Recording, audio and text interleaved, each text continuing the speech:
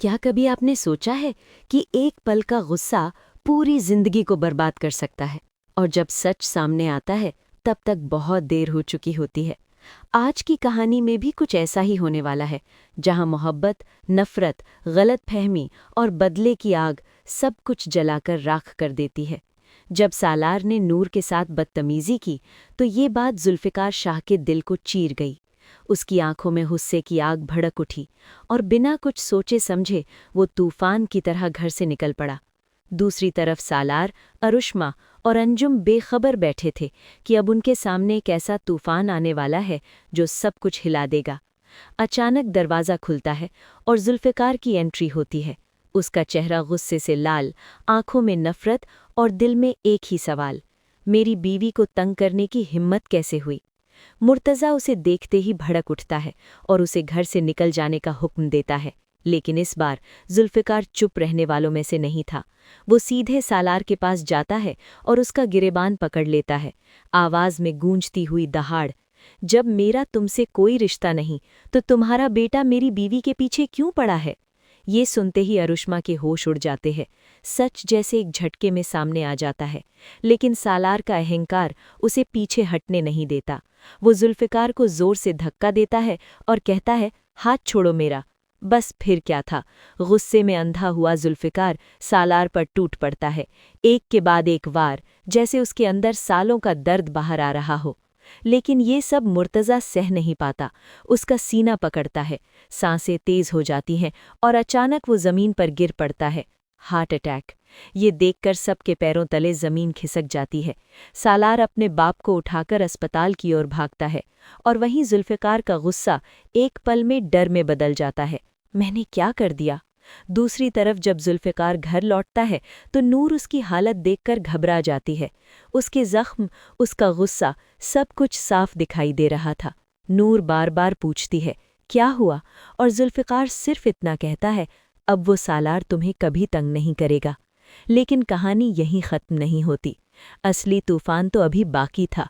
अस्पताल में अंजुम की हालत खराब थी, उसका दिल डर से कांप रहा था। तभी सालार गुस्से में आकर कहता है, ये सब नूर की वजह से हुआ है, और तभी अंजुम का सब्र टूट जाता है। वो उसे जोर से थप्पड़ मारती है और कहती है, ये सब तुम्हारी गलती है, अगर तुम्हारे बाप को कुछ हुआ तो मैं तुम्हें कभी माफ़ नहीं करूंगी। ये शब्द सालार के दिल में तीर की तरह चुभ जाते हैं, लेकिन उसका गुस्सा कम नहीं होता, बल्कि और भड़क उठता है। वो बार बार अरुष्मा को कॉल करता है, लेकिन जब वो कॉल उठाती है तो उसकी आवाज़ में प्यार नहीं, नफरत होती है। मुझे तलाक चाहिए सालार, तुम अभी भी नूर से मोहब्बत करते हो। ये सुनकर सालार का दिमाग सुन्न हो जाता है और वो गुस्से में फ़ोन काट देता है। अब उसके पास खोने के लिए कुछ नहीं बचा था, और तभी वो एक ऐसा फैसला करता है जो सब कुछ बदल देगा। वो पुलिस को कॉल करता है। कुछ ही देर में पुलिस अस्पताल पहुंच जाती है और उसी वक्त जुल्फ़िकार भी नूर के साथ वहां आ जाता है। उसे अंदाज़ा भी नहीं था कि अब उसके साथ क्या होने वाला है। सालार सीधे इंस्पेक्टर के पास जाता है और कहता है, यही है वो आदमी जिसने मेरे बाप को मारने की कोशिश की। पुलिस बिना देर किए जुल्फ़िकार को पकड़ लेती है। जुल्फ़िकार हैरान, आप मुझे जानते नहीं, आप ऐसे कैसे मुझे गिरफ्तार कर सकते हैं।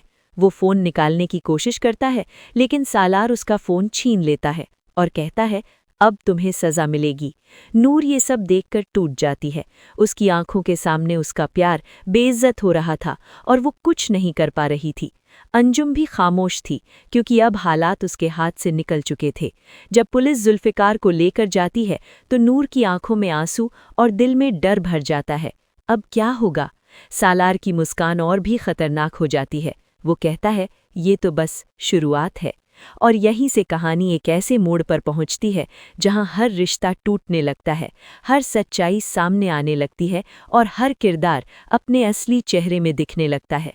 लेकिन सबसे बड़ा सवाल यही है, क्या जुल्फ़िकार सच में गुनहगार है या फिर ये सब एक साजिश है।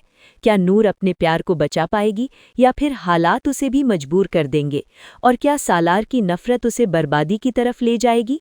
इस कहानी का हर मोड़ एक नया राज खोलता है, हर फैसला एक नई तबाही लाता है और आखिर में यही सीख देता है कि गुस्से में लिया गया एक फैसला सिर्फ एक इंसान नहीं बल्कि कई जिंदगियों को बर्बाद कर देता है। इसलिए कभी भी अपने जज्बातों को अपने फैसलों पर हावी मत होने दो, क्योंकि जब सच सामने आता है तब तक बहुत देर हो चुकी होती है।